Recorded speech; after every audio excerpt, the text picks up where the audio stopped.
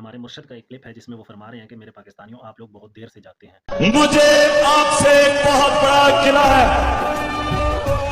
आप बहुत सुस्त हो,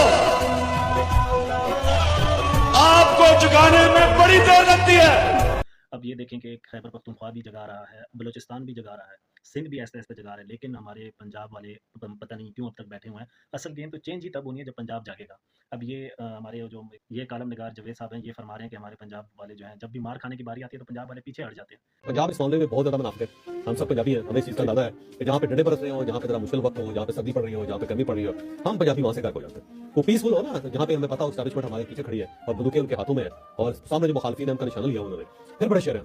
लेकिन अगर हमें पता चल जाए कि एस्टैब्लिशमेंट हमारे साथ नहीं है और इस बार डंडा डोली हो जाएंगे हम और ठीक ठाक डंडे पड़ जाएंगे तो फिर चले यार, आखिरकार कोई पंजाब से भी कोई गैरतमंद बंदा जो कि मशहूर बंदा हो और टीवी चैनल्स पर आके या किसी भी प्रोग्राम में आकर ये बात कर रहा है कि वो इस चीज़ को एक्सेप्ट कर रहा है। पठानों के बारे में बहुत बड़ी बात उसने कर दी है कि पठान कौम एक गैरतमंद कौम है और जो पंजाबी कौम है इसी तरह बुज़दिलों की तरह अपने घरों में डट के बैठी रहेगी। जब तक पंजाब नहीं जागेगा तब तक कुछ नहीं होने वाला। पंजाब जागेगा तो असल गेम चेंज होगी। तो हम ये उम्मीद करते हैं कि पंजाब भी जल्दी जाग जाएगा।